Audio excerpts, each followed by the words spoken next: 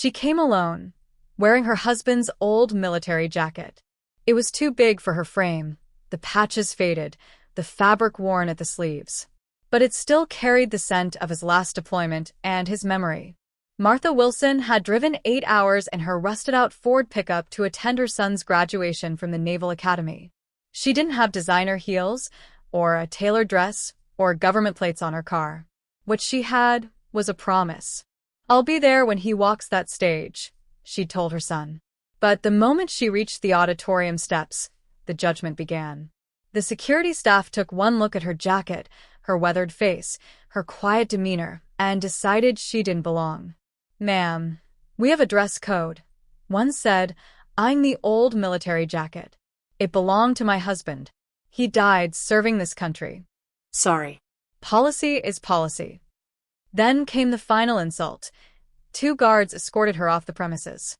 She clutched a small gift box in her hands, the same watch her husband had once worn at his own graduation, meant to pass down to their son today. She sat on a stone bench just outside the building waiting. Not for an apology, just for the moment she could hand that gift to her son and whisper, "I was here." But inside, something was stirring. John Wilson, top of his class, stood at the podium. Tall, proud, in full dress whites. His eyes scanned the crowd. She wasn't there. His voice wavered mid-sentence. "My mother raised me alone after my father died in service. She promised me she'd be here." And someone was listening. In the front row sat Master Chief Ramirez, 30-year Navy SEAL, scarred and silent. He noticed the empty seat. He remembered the jacket. He remembered James Wilson, his fallen brother. Without a word, he stood up and walked out. Martha looked up when she saw the man in uniform approach. "You're James's wife?" "Yes," she said softly. "Your husband saved my life in '91. That jacket doesn't make you look out of place. It reminds us why we serve." He didn't ask for permission. He offered his arm. And together, they walked back in. Inside, something unprecedented happened. One by one, the Navy SEALs in the front row stood. A silent salute. Not to a general, not to a medal, but to her. The woman they had turned away was now being escorted down the aisle by a war hero. The audience rose. Whispers turned to tears. At the podium, John saw her and stepped down. "Mom, I promised," she whispered, hugging him. Commander Hayes paused the ceremony and personally escorted Martha to the front row, a seat that had been left empty, meant for her. John finished his speech with renewed strength. "True honor isn't measured by uniforms or appearances, but by sacrifice and perseverance. By the people who raise warriors and never ask for anything in return." The applause was thunderous. There were no more questions about dress code. No more rules about jackets. Just a mother, a son, and a room full of soldiers who had finally remembered what respect looks like. She came alone, wearing her late husband's old Navy SEAL jacket. It hung oversized and weathered, with faded patches and fraying fabric. The guards saw only rusted pickups and worn shoes and decided she didn't belong. Without hesitation, they escorted her out. She clutched a small gift box, her son's graduation present, but the rules said she didn't fit. Inside, Lieutenant John Wilson, valedictorian, stood at the podium in full dress whites. He cleared his throat and delivered his speech.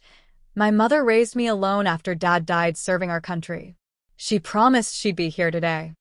The audience stilled, but the seat meant for her remained empty. Master Chief Ramirez, a 30-year SEAL veteran, watched from the front row. He noticed the empty chair and recalled the jacket. Rising without a word, he walked out to find her. Outside, Martha sat on a bench, silent tears in her eyes. Ramirez approached and asked softly, "Are you Mrs. Wilson?" She nodded. "Your husband saved my life in '91, he said. "That jacket doesn't belong outside. It belongs in there." He offered his arm, and together they walked back inside. In a moment of quiet defiance, every SEAL in the auditorium stood and saluted her. It wasn't about ceremony. It was loyalty, respect, and love. The crowd rose too. Applause swelled as she reached the aisle.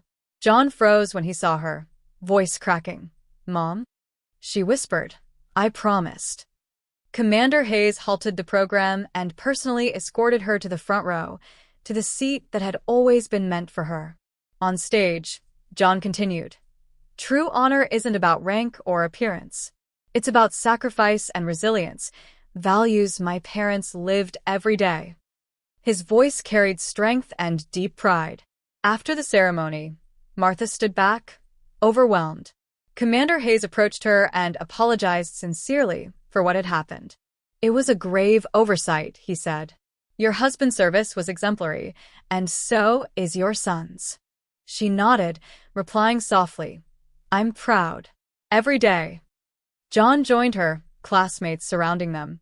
"You drove 8 hours?" one asked. "I would have walked," she smiled. When they had a quiet moment, she handed John the small gift box. "This was your father's," she said.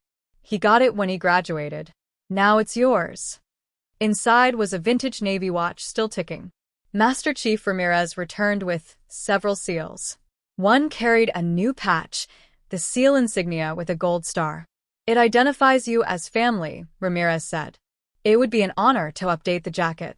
Tears welled in Martha's eyes as the patch was sewn onto the shoulder. A weight she hadn't even realized she carried began to lift. She wasn't alone anymore. The ceremony coordinator approached, visibly nervous, and apologized. Martha, calm and composed, forgave her. "We all make mistakes," she said. "Today turned out more beautiful than I imagined." At the reception, Martha wore the patched jacket with pride. She met senior officers, veterans, and young SEALs who treated her with genuine respect. The jacket was no longer questioned, it was recognized. Later, John introduced her to Admiral Peterson, who had commanded James. "Your husband was one of the finest men I ever led," the Admiral said. "And your son honors that legacy." Martha felt tears gather again. In a quiet room nearby, several retired operators waited. "These men served with your husband," the Admiral explained. "They were with him on his final mission." A man named Commander Reynolds stepped forward. "Your husband died saving hostages, including children, and every man on our team. That's the truth." Another man stepped forward with a worn leather wallet. Inside was a faded photo of Martha and young John, with James's handwriting. "My reason for coming home." Martha held it close to her chest. Then, they presented her with the Navy Cross, long held in secret, now finally hers to keep. Back at the reception, Commander Hayes approached her again. "That jacket suits you now," he said. "You wear it with pride." Martha smiled. "I am proud." As the crowd thinned and the night cooled, she and John headed to her truck. The ceremony coordinator approached again, offering another apology. Martha gently responded, "Today became a day I'll never forget. That's what matters." John looked at her, impressed. "You didn't even raise your voice." She smiled. "Your father always said, 'Anger's like poison. It hurts the one who holds it.'" They drove away from the Naval Academy, the old truck steady on the road. For years, Martha had felt like she didn't belong in James's world.